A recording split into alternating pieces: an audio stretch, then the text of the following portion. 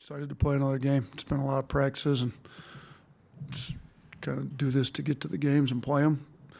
Indiana State's good. They're coached by one of the better coaches in the country, in my opinion. I've known Coach Schertz for a little while. Him and Coach Pinone are buddies, kind of cut from the same mold, basketball junkies. They play similar to us in that I think they're number one in the country in two-point field goal percentage last year because they don't take any bad twos. They're getting to the rim, they're getting fouled, they're taking threes, and he does a really good job with it. He's got, spacing fives that can shoot. We're going to have trouble if we're not locked in on D. Anytime you screw up on defense, they make you pay. Screw up a switch, they're slipping, they're getting layups. They're a really good cutting team. They get a lot of assisted at the rims, which are the highest percentage ones. That's why they led the country in two-point field goal percentage. So we're going to have to play well. Offensively, I thought we came out and played pretty well against Morehead State. Be great if we could do that again. Now Indiana State's much more physical. They grab you, hold you, don't let you cut. They try to blow things up. So our guys are going to have to be tougher. We're going to have to take care of the ball. We're going to have to – this is good, though. Like when you get into SEC, it's nice if you can have some tests that are similar, maybe not on the offensive side of the ball, but on their defensive side of the ball, they're a little bit like Tennessee with being so physical and stuff with how they play. So just hopefully some of these games show us how we're going to have to play against some of the conference opponents once we get into SEC play. Yeah, hey, Coach, I know you're focused on the game. This is also the early signing period. I was wondering if you could give a comment on the two guys you're able to add today. Yeah, so I've been recruiting Aiden Shrell for a long time. I mean, in my opinion, he's the best big in the country for how we want to play. And we targeted him early. It helped that he's from Detroit originally, and I knew a lot of his people up there. He's 6'11", moves great, can play on the perimeter, shoots the ball well, lob target. We've had different bigs here. You go back to like Alex Reese and Jordan Bruner. They could both space the floor really well, and shoot it, but they weren't really the lob targets that Bediako was. Bediako and Pringle have been great lob targets. I think Aiden's the best combination of both those. Like he can roll out of a pick and roll, dunk the ball. He can pop and hit a three. He's playing in a high school program right now that allows him to play on the perimeter, which is great for his development. And he's showing that he can make threes like we like. So really fired up about him. I think he's going to be a big addition to our program. And then, Nas Cunningham's one of the most skilled big guards, wings in the country, and we've done really well with those types, here lately, going kind of back to Herb Jones, Primo, Keon Ellis, kind of the 6'6". Keon started for the Kings last night, leading into Brandon Miller. We've done well with these big guards and wings. So, he's coming in. He's skilled, athletic. He's got to put some weight on, but we've taken some guys like that in the past, been able to put some weight on him. So I think he's got big upside. We're super excited about both these guys. That'll continue to add quality players that we think have a chance to be pros in our program. After the game on Monday, you mentioned defense is kind of a point of emphasis. You mentioned it again in your opening statement. What specifically have you been working on that side of the ball to prepare for Indiana State? Yeah, I thought we didn't do a good enough job putting pressure on the ball necessarily against Moorhead. I think we got to do a better job with our ball pressure, making teams uncomfortable with how they want to run their offense. I think we got to do a better job contesting threes, making sure we're there. Our pick and roll defense wasn't quite where we needed it to be, and we're still trying to figure that out. We don't have Charles at the rim, so we got to play a little differently. And then just no matter what the score is, are we playing with the same effort as when it was tied? I thought we came out great, built up a lead, hit some shots. Can we continue to play with the same effort that we were when it was 0-0 out of the gate? So, and then our rebounding was terrible in the first half on Monday, to be honest with you. We were down 4 on the glass at the half. Now the second half, we ended up winning the second half by 15. So overall we out-rebounded Moorhead by 11, but we're going to have to do a way better job. Defensive rebounding, offensive rebounding, all of it in the first half against, a tough physical team like Indiana State. Yeah, when you're talking about those signees, you rattle off players that you've been able to reference almost to these players that when you're recruiting them. I mean, how much is year 5 now? How much has it made it easier that you can label all, hey, this guy similar to you went to the NBA, guy similar to you went to the NBA? I mean, how much does that help? It's huge. I mean, that's where these guys want to go. So, and the best predictor of future success is look at past performance. So, what has this staff, since we've currently gotten to Alabama, done with somebody that's similar to you? When you're recruiting against a program that's had ample opportunity to do the same thing we have, and they've turned out no pros, and we've had 6 guys drafted. Nobody in the country's had more lottery picks than we've had since we've gotten here. So, and you look at those, we've had 3 lottery picks. I mean, Josh Primo, 6'6" combo guard, Kyra Lewis before him, quick athletic point guard, and then Brandon Miller, kind of 6'8" wing guard, and then you also look at a guy like a 4-man, like Noah Clowney that was barely in some people's top 100. Nobody had him on a draft board anywhere. 1 year with us, he ends up in the first round and played really well. If Noah Clowney hadn't done what he did, I'm not sure we get Jaron Stevenson. Jaron Stevenson and Grant Nelson are starting to make it a lot easier to recruit skilled force.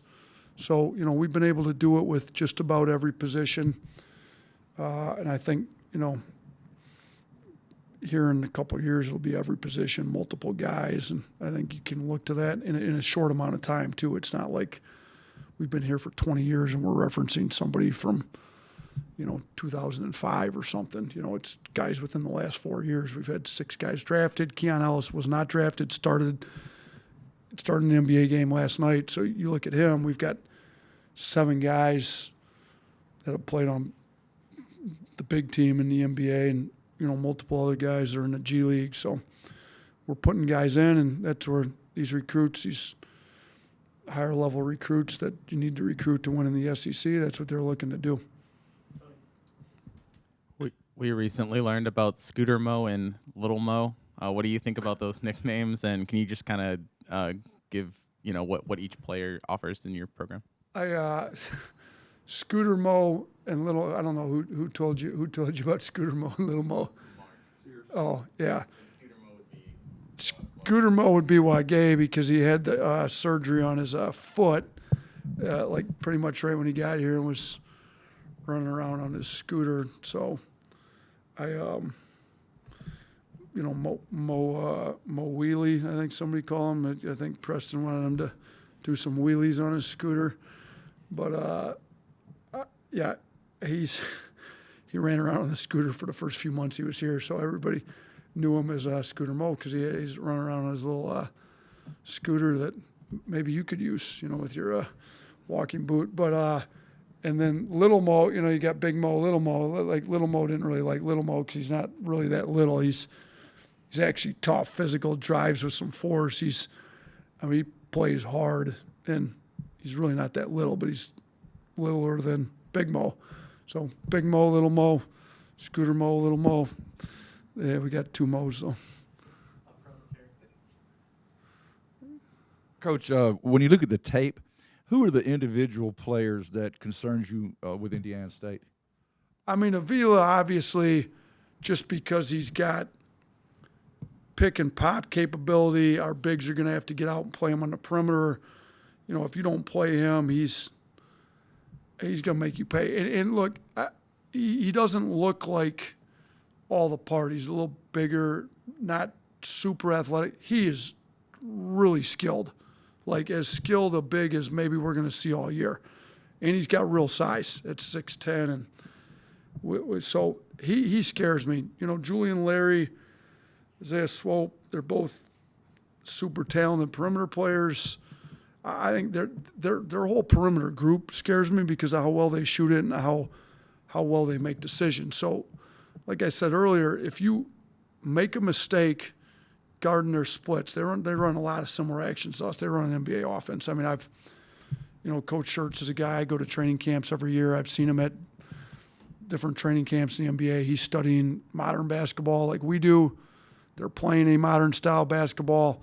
They've got a big out on the perimeter that can make reads and pass the ball. And if you screw up your splits coverage, if you're supposed to switch and don't, or switch when you're not, all of a sudden one guy's open at the rim and they're making you pay every time. So I think Avila scares me a lot. And then obviously I think Larry and, Swope are really good perimeter players, but they've got other good perimeter players too. This thing doesn't want to stay where it's supposed to stay. Do you have any update on Chris Parker's availability for tomorrow? You know what? He practiced today, so it'll be game day decision, but he's better. He had an eye abrasion, so I think he's fine. It was super scratch and sweat. You couldn't really see, so kind of need to be able to see to play basketball. I think it was good today, though. Going back to recruiting, Coach, just how many spots are you guys hoping to fill from the high school ranks, and what positions are you maybe focusing on there? Yeah, I mean, it's going to depend on how good of high school player you can get. Kind of our model at this point has been if they're good enough to help you right away, or if they've got real upside and understand that it might not be an immediate playing, because it's the day of bringing a kid in, bringing them along, developing them long term. If they don't play right away, it seems like they want to transfer right away. So if they're good enough to help us immediately, or they understand that it's going to be a long-term deal and they're coming in to get better and playing in our system, we'll take them. Otherwise, we'll go get kids out of the portal. And look, we've every kid that we've had drafted here, all 6 of them have been right out of, they're not transfers. Probably our, 3 of our starters, 3 of our better players this year are transfers. So we've done it both ways.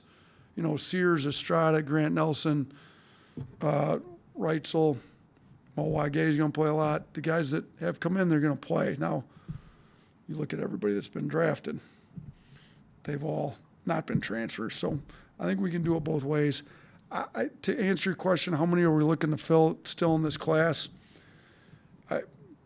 Probably 2 to 3 more, but if we don't get them here in the fall or they don't commit, we've got some guys we're recruiting that talking about maybe committing after signing period. Like at this point, what signing period allows us to do is talk about them and takes the visit limit off them. We can go visit them as often, which is good because you can build a better relationship with them before they get here if you've got, essentially unlimited visits.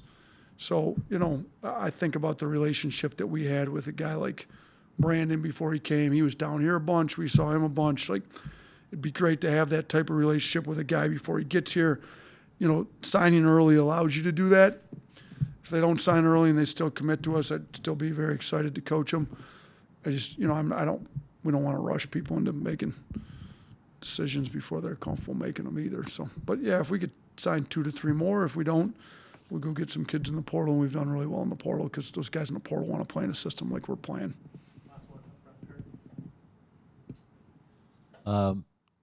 Your first game starting lineup, I guess, was sort of predictable.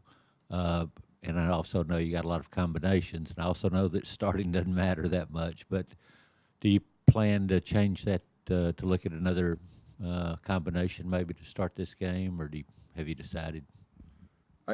I think that we will. We're going to look at it game to game.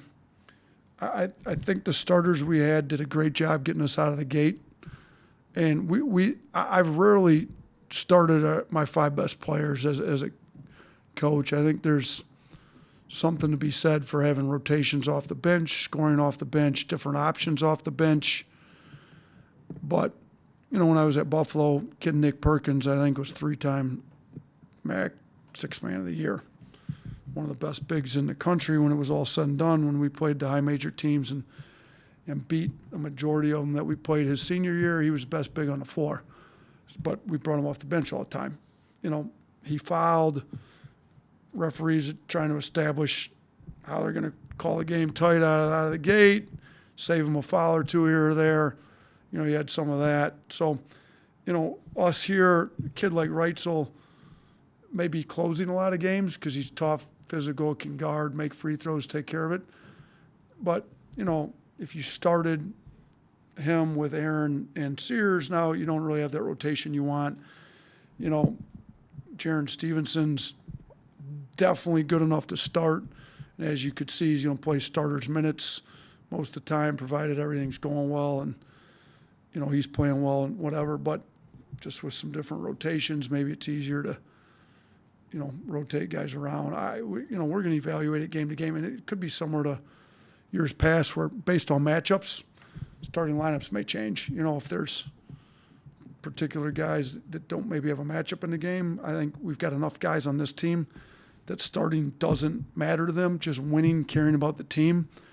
Whether I start, come off the bench, whatever, it doesn't matter. Just tell me what I need to do to help us win, that we'll be able to, like, manage the starting lineups differently game to game possibly. But we're still not 100% sure on who's going to start this one. It may be based on who's available for Indiana State too, because they've had some injuries that they've had. So we may have to wait and see who they're playing tomorrow night too. Thanks, Coach. All right, thanks. Good seeing you guys.